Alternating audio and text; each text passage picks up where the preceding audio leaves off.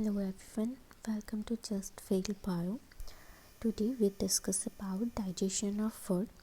और पिछली वीडियो में भी हम लोगों ने डाइजेशन ऑफ फूड पढ़ा और एक्चुअली हम लोग एनसीईआरटी को रीड करना हमारा पर्पस है ही नहीं. हमारा पर्पस है कि हम इसे क्वेश्चंस के फॉर्म में रीड करें ताकि ये एक स्मार्ट वर्क हो और लॉन्ग टाइम तक याद रह सके.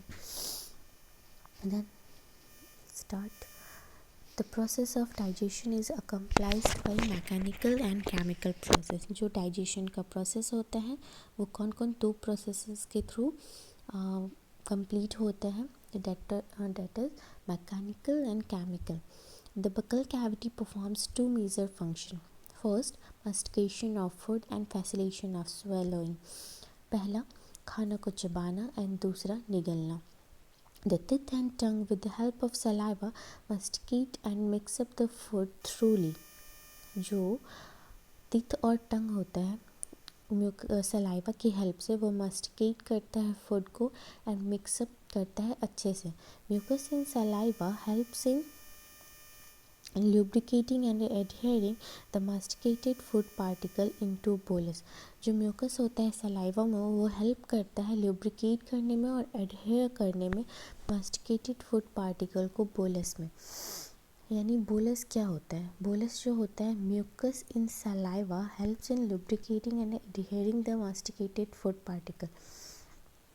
जो भी खाना को हम चबाए हैं उस और सलाइवा और म्यूकस के हेल्प से क्या होता है उसको एडहेयर करने का मतलब पकड़ के रखना होता है. एडहेयर करके जो रखते हैं इसे हम लोग बोलस कहते हैं. The bolus is then convey into the pharynx and then into the oesophagus by swallowing और डिग्लूटेशन.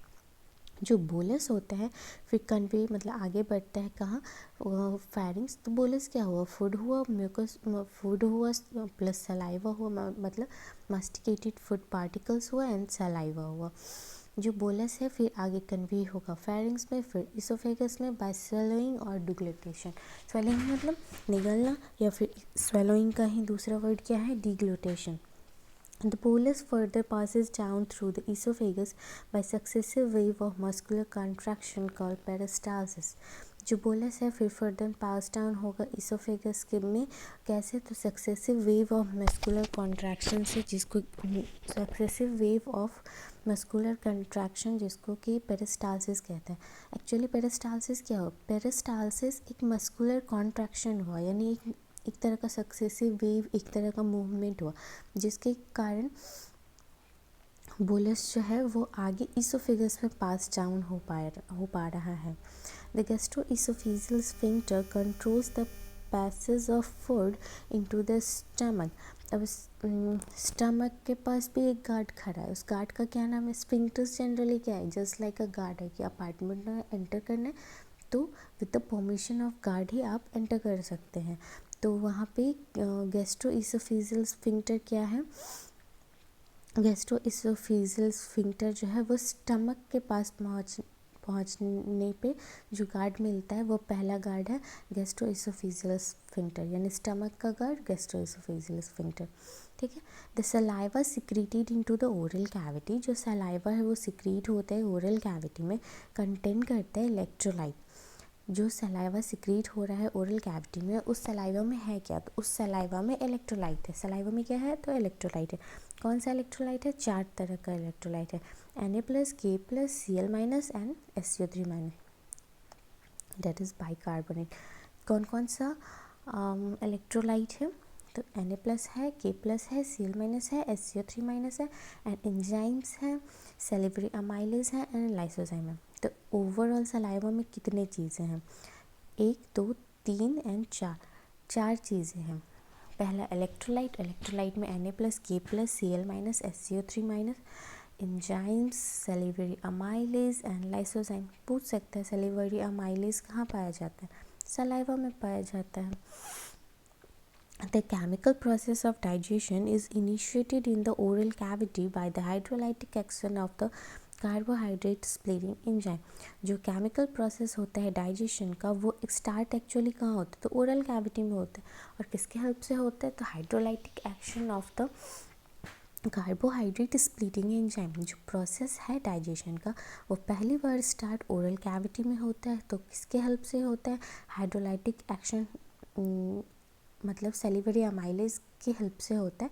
सेलिवरी अमाइलेज क्या है, तो कार्बोहाइड्रेट स्प्लिटिंग एंजाइम होता है। Sorry, wait, okay, I got.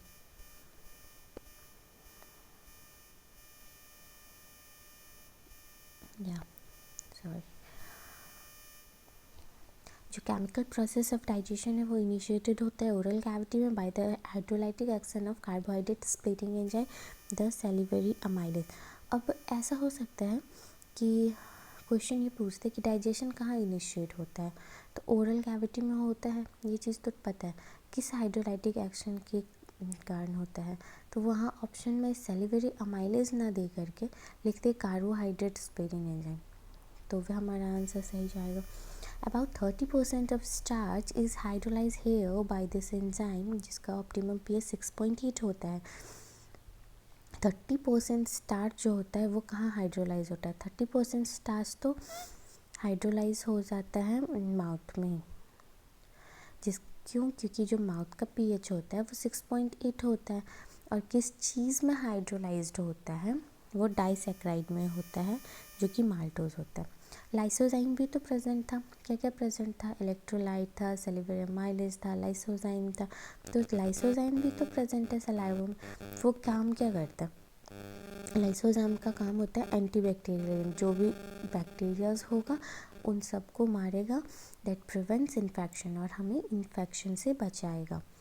तो जो स्टार्च है with the help of carbohydrate splitting enzyme that is salivary amylase and pH तो 6.8 है ही हमारे माउथ का, वो उसको चेंज कर देगा माल्टोज में। That is what is maltose, maltose is a disaccharide. The mucosa of stomach has a gastric gland। जो म्यूकोसा होता है स्टमक का, उसके पास गैस्ट्रिक ग्लैंड होता है। और जो गैस्ट्रिक ग्लैंड होता है वो उसके पास 3 मेजर टाइप्स ऑफ सेल होता है, namely first mucous neck cell जो कि सिक्रीट करेगा म्यूकस, सेकेंड वन पेप्टिक और chief cell which secrete pro enzyme pepsinogen, and third parietal और oxyntic cell which secrete HCl and intrinsic factor. Intrinsic factor क्या होता है, ऐसा फैक्टर जो कि एसेंशियल होता है for absorption of vitamin B12।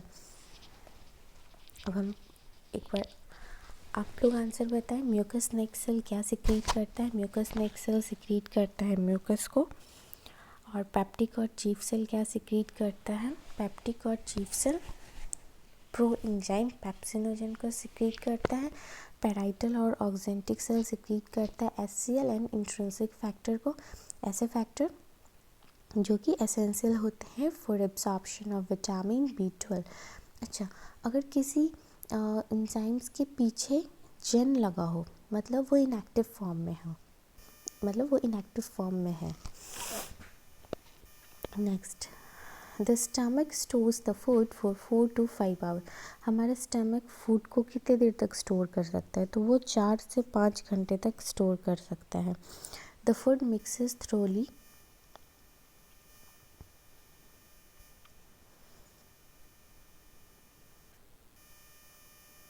the stomach stores the food for 4 to 5 hours. The food mixes thoroughly with the acidic gastric juice of the stomach by churning movement of its muscular wall and is called chyme।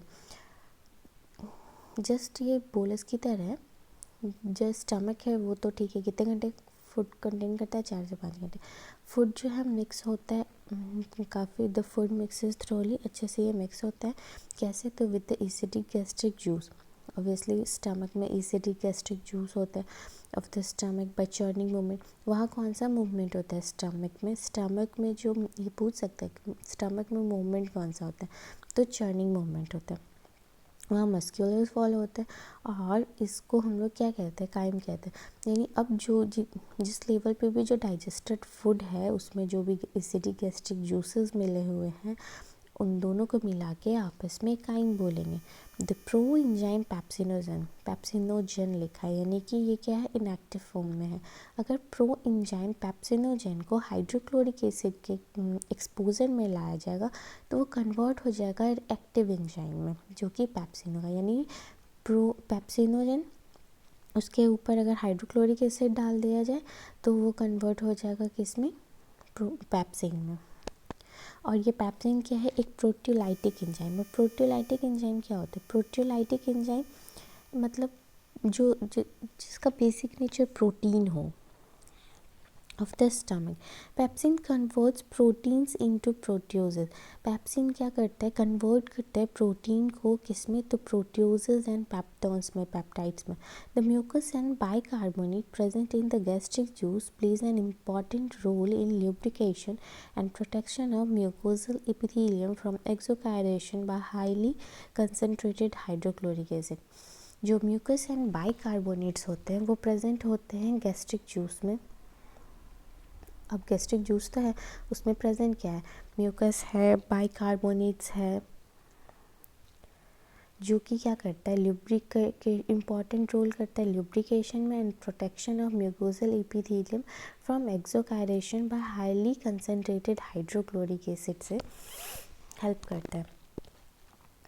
Actually क्या होता है, जो हाँ stomach में hydrochloric acid वगैरह release होता है तो जो pH होता है वो काफ़ी लो हो जाता है और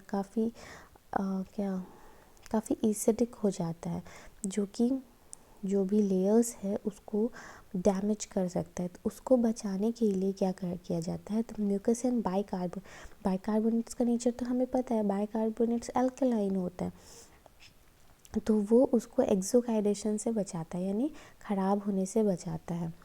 HCl provides the acidic pH। HCl जो है एसिडिक pH प्रोवाइड करता है 1.8, जो कि ऑप्टिमल है पैप्सिन के लिए, क्योंकि यही pH पैप्सिनोजन को पैप्सिन में कन्वर्ट करता है। रेनिन एक प्रोटीलाइटिक एंजाइम है found in gastric juice of infant. Rennin भी एक प्रोटीलाइटिक एंजाइम है, लेकिन ये कहाँ पाया जाता है, ये पाया जाता है इन्फेंट्स में। विच help in the digestion of milk protein. जो बच्चे दूध पीते हैं उसको डाइजेस्ट कौन करता है, तो उसको डाइजेस्ट रेनिन करता है। रेनिन का वर्क क्या है, just think about in your mind. Small amount of lipases are also secreted by gastric. ये भी इम्पॉर्टेंट है, इसलिए इम्पॉर्टेंट है क्योंकि लाइपेजेस भी गैस्ट्रिक ग्लैंड से स्मॉल अमाउंट में सिक्रीट होता है। Various types of movement are generated by the muscularis layer of the small intestine. काफ़ी तरह के मूवमेंट जनरेट होते हैं मस्कुलरिस लेयर, जो स्मॉल इंटेस्टाइन में जो मस्कुलरिस लेयर होता है उसके through. This movement help in through mixing up the food with various secretion in the intestine and there facilitate digestion. ये जो मूवमेंट है वो हेल्प करता है फूड को अच्छे से मिक्सअप करने में and various secretion in the intestine, बहुत सारा सिक्रीशन कराने में इंटेस्टाइन में, and thereby facilitate digestion. The bile, pancreatic juice and intestinal juice are the secretion release into the small intestine. ऐसे ये जनरल लगता है पढ़ने में, लेकिन फिर हम लोग जब क्वेश्चन आता है तो कंफ्यूज हो जाता है कि कौन स्मॉल इंटेस्टाइन में रिलीज़ होता है, कौन सा स्टमक में और कौन सा लार्ज इंटेस्टाइन में। इसलिए ध्यान दें कौन कौन सा है जो कि स्मॉल इंटेस्टाइन में सिक्रीट होता है। Bile, pancreatic juice and intestinal juice. Pancreatic juice and bile are release through the hepatopancreatic duct. Pancreatic juice and bile कहाँ से रिलीज होता है, पेनक्रियाटिक डक्ट से। पहले याद करें हिपैटोपेनक्रियाटिक डक्ट से क्या रिलीज होता है, हिपैटोपेनक्रियाटिक डक्ट से। एक तो आंसर दिखने में ही है पेनक्रियाटिक जूस एंड हिपैटो यानी कि लिवर की बात कर रहे हैं तो bile. The pancreatic juice contains inactive enzyme. जो पेनक्रियाटिक जूस है वो कुछ इनएक्टिव एंजाइम कंटेन करता है, लाइक ट्रिप्सिनोजन, जन लगा है, काइमोट्रिप्सिनोजन, प्रोकार्बोक्सी पेप्टाइडेज, इसमें जन नहीं लगा लेकिन आगे प्रो लगाया है तो फिर वो उसके इनएक्टिव होने को दिखा रहा है, and अमाइलेजेस, lipases and nucleases. Trypsinogen is activated by an enzyme. Trypsinogen जो एंजाइम से एक्टिवेट होता है वो है इंटेरोकाइनेज। ट्रिप्सिनोजेन किस चीज़ से एक्टिवेटेड होता है? ट्रिप्सिनोजेन जो है एक्टिवेटेड होता है एक एंजाइम से जिसका नाम है enterokinase, secreted by intestinal mucosa into active trypsin. Trypsinogen activated होता है एक एंजाइम इंटेरोकाइनेज से जो कि सिक्रेटेड होता है इंटेस्टाइनल म्यूकोसा में, किसमें? तो इनटू एक्टिव ट्रिप्सिन में, which in turn activate the other enzymes in the pancreatic juice, जो कि फिर अदर एंजाइम जो होते हैं पेनक्रियाटिक जूस में उनको एक्टिवेट करते हैं। The bile release into the duodenum. Bile कहाँ रिलीज होता है? तो बाइल रिलीज होता है डिओडेनम में। कंटेंस बाइल पिगमेंट, और वो फिर कुछ बाइल पिगमेंट भी कंटेन करता है जैसे कि bilirubin, biliverdin, bile salts, cholesterol, phospholipid, but no enzyme. जो बाइल है वो रिलीज़ होता है डिओडेनम में जो कि कंटेन करता है बाइल पिगमेंट। बाइल पिगमेंट में कौन कौन सा आता है? तो बिलीरुबिन, बिलीवर्डिन, फिर बाइल सॉल्ट्स को, कोलेस्ट्रॉल को एंड फॉस्फोलिपिड को, बट नो एंजाइम्स को। Bile helps in emulsification of fat. Bile का काम क्या है? बाइल जो है हेल्प करता है emulsification of fat, that is breaking down of fats into very small muscle. Emulsification का मतलब होता है तोड़ना, फैट्स को तोड़ना स्मॉल मसल्स में। बाइल ऑल्सो एक्टिवेट लाइपेजेस, और जो बाइल होता है वो लाइपेजेस को भी एक्टिवेट करता है। पहला, बाइल किस चीज़ में हेल्प करता है? तो फैट को तोड़ने में, छोटे वेरी स्मॉल मसल्स में। फिर बाइल एक्टिवेट करता है लाइपेजेस को। जो इंटेस्टाइनल म्यूकोसल एपिथेलियम है उसके पास जो है गॉबलेट सेल होता है। जो इंटेस्टाइनल म्यूकोसल एपिथेलियम होता है इसके पास गॉबलेट सेल होता है। अब ये गॉबलेट सेल क्या करता है? गॉबलेट सेल म्यूकस सिक्रीट करता है। गॉबलेट सेल का सिंपल काम है कि वो म्यूकस सिक्रीट करेगा।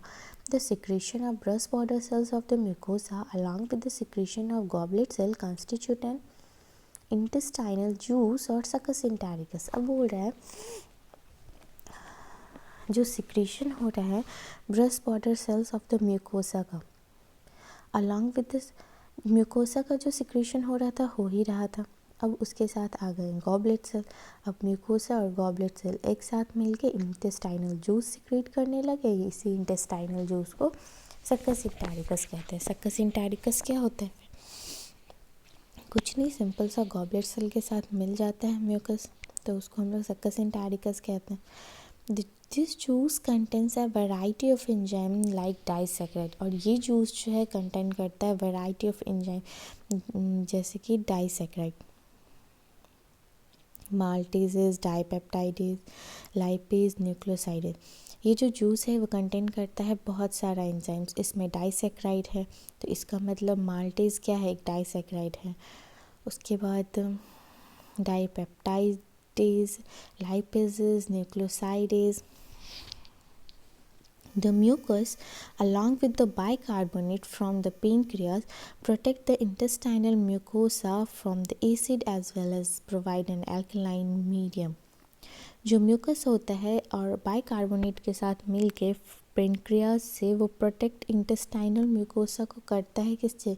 तो एसिड से, और ऑब्वियसली एसिड से प्रोटेक्ट तो करता ही और एल्कलाइन मीडियम भी प्रोवाइड करवाता है जिसका कि पीएच कितना होता है 7.8, जो कि एंजाइमेटिक एक्टिविटीज़ के लिए होता है। सब mucosal gland Brunner's can also help in this. सब म्यूकोसल ग्लैंड यानी एल्कलाइन मीडियम प्रोवाइड करवाने में ब्रूनर ग्लैंड का भी बहुत कंट्रीब्यूशन होता है। Next, protein, proteoses and peptones. Peptones क्या होता है? पार्शियली हाइड्रोलाइज प्रोटीन को हम लोग पेप्टॉन्स कहते हैं। Protein, proteases and peptones, partially hydrolyzed protein in the kind reaching the intestine, are acted upon by the proteolytic enzyme of pancreatic juice as given below. Protein, peptones and proteases, trypsin, chymotrypsin, carboxypeptidase के presence में ये dipeptides में change होगा। Carbohydrate in the chyme are hydrolysed by pancreatic amylase into disaccharide. जो carbohydrate होता है Kine में, वो हाइड्रोलाइज्ड होता है किससे, तो पैनक्रियाटिक अमाइलेज से।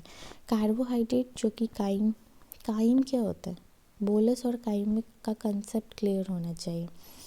Carbohydrate in the chyme are hydrolysed by the pancreatic amylase into disaccharide. तो यानी पॉलीसैकेराइड या स्टार्च अमाइलेज के प्रेजेंस में डाइसैकेराइड में टूटेगा। एक पेपर हम डिस्कस करेंगे जिसमें कौन किस स्टेज पे टूटता है वो डिस्कस हो जाएगा, ठीक है। Fats are broken down by lipases with the help of bile into di and monoglyceride. जितने भी फैट्स होते हैं वो टूटते हैं किस चीज़ में, लाइपेजेस में टूटते हैं with the help of bile into di और मोनोग्लिसराइड। फैट्स लाइपेजेस के प्रेजेंस में टूटा डाइग्लिसराइड और डाइग्लिसराइड टूटा मोनोग्लिसराइड में। Nucleases in the pancreatic juice acts on nucleic acid to form nucleotide and nucleoside. Nucleases जो होता है पैनक्रियाटिक जूस में एक्ट करता है न्यूक्लिक एसिड पे, और न्यूक्लिक एसिड न्यूक्लियसेस के प्रेजेंस में न्यूक्लियोटाइड में टूटता है, एंड न्यूक्लियोटाइड्स जो होता है न्यूक्लियोसाइड्स में टूटता है। The enzyme in the succus entericus act on the end product of the above reaction to form the respective simple absorbable form। जो सक्कस इंटेरिकस है वो एक्ट करता है and product of the above reaction और form करता है simple absorbable form. These final steps in the digestion occur very close to the mucosal epithelial cells of the intestine। ये जो फाइनल स्टेप्स चल रहा है डाइजेशन का वो काफ़ी क्लोज होता है म्यूकोसल इपिथेलियम सेल्स के डाइजेशन में।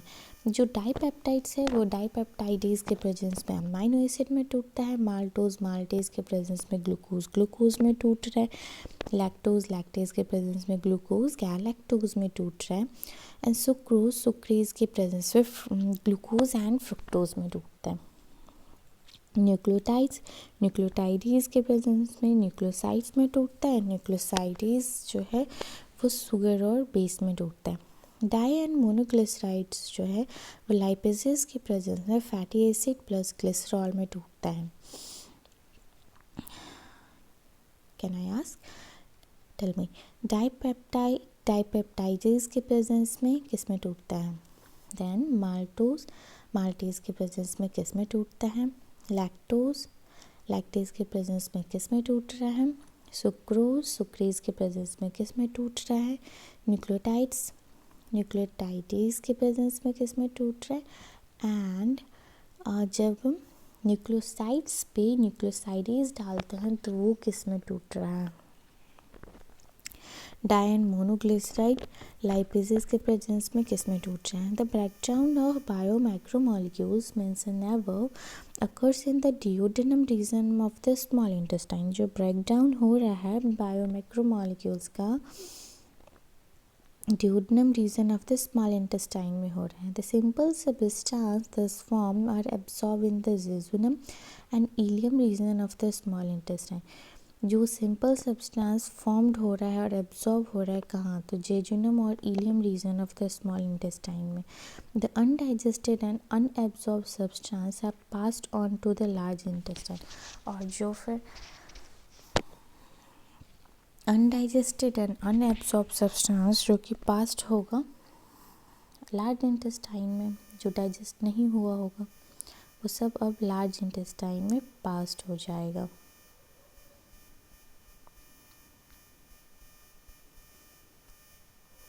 Wait.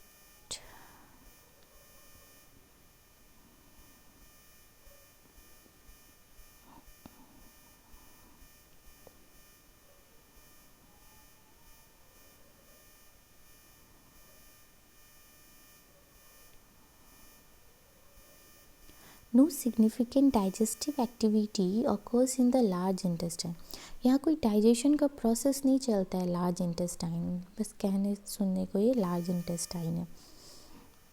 The function of large intestine are absorption of some water, minerals and certain drugs। Function क्या है लार्ज इंटेस्टाइन का, ये पानी, वो भी कौन सा मिनरल वाला पानी, और उसमें थोड़ा सा ड्रग्स भी मिला दो, वो वाले पानी का एब्सॉर्प्शंस कराता है। Secretion of mucus which help in adhering the waste, mucus भी सिक्रीट करता है ताकि वेस्ट जो है एडहेयर रहे, जो भी अनडाइजेस्टेड वेस्ट है, particles together and lubricating it for an easy process. और ये पार्टिकल्स को एक साथ रखता है और ल्यूब्रिकेट करता है, सॉफ्ट बनाता है ताकि ये ईज़िली पास डाउन हो सके। जो भी अनडाइजेस्टेड अनएब्जॉर्ब सब्सटेंस होते हैं उसको हम लोग फेसेस कहते हैं। अनडाइजेस्टेड और अनएब्जॉर्ब सब्सटेंस फेसेस कहते हैं, जो पहले एंटर करता है सीकम में ऑफ द लार्ज इंटेस्टाइन, और यहाँ भी एक गार्ड होता है। यहाँ वाले सीकम वाले गार्ड का नाम है इलियोसिकल वाल which prevents the back flow of faecal matter. ऐसा ना हो कि अगर सिकम में एक बार अनडाइजेस्टेड और अनएब्सॉर्ब सब्सटेंस आ गया तो वो फिर से वापस हो पाए लार्ज इंटेस्टाइन में, वो बैक फ्लो से प्रिवेंट करता है। It is temporarily stored in the rectum till defecation, और ये तब तक यहीं पे स्टोर्ड होके रहता है रेक्टम में जब तक ये कि डिफिकेशन ना हो पाए, यानी हमारे बॉडी से बाहर ना जा पाए। The activities of the gastrointestinal tract are under neural and hormonal control for proper coordination of different part. ये जितने भी एक्टिविटीज़ चल रहे हैं गैस्ट्रोइंटेस्टाइनल ट्रैक्ट का, वो सारा ही न्यूरल और हार्मोनल कंट्रोल पे है। ऐसा नहीं है हम बोल सकते हैं कि ये बस फिज़िकल प्रोसेस हो रहा है, ये इसमें न्यूरल और हार्मोनल दोनों का सेम कंट्रीब्यूशन है। The site, smell and the presence of food in the oral cavity can stimulate the secretion of saliva. Obviously अच्छा खाना मतलब अच्छा खाना देख के, अच्छा खाना के स्मेल आके हमारे माउथ में सलाइवा का सिक्रीशन होने लगता है। Gastric and intestinal secretion are also similarly stimulated by neural signal. जो भी गैस्ट्रिक एंड इंटेस्टाइनल सिक्रीशन है वो भी also similarly stimulated by neural signal. मतलब गैस्ट्रिक और इंटेस्टाइनल सिक्रीशन अभी तक जो भी एंजाइम्स का हो रहा था उसमें भी न्यूरल सिग्नल्स का स्टिमुलेशन है। The muscular activities of different parts of the alimentary canal can also be moderated by the neural mechanism। जो मस्कुलर एक्टिविटीज़ होता है different parts of the alimentary canal का, वो भी न्यूरल मैकेनिज्म से activate होता है। Both local and through CNS, local भी हो सकता है और CNS भी हो सकता है। Hormonal control of the secretion of digestive juices is carried out by the local hormone। जितने भी हार्मोनल कंट्रोल हो रहे हैं डाइजेस्टिव जूसेस के सिक्रेशन में, वो लोकल हार्मोन से होगा, जो कि प्रोड्यूस्ड कहाँ से होगा, गैस्ट्रिक एंड इंटेस्टाइनल म्यूकोसा से। Thanks for watching.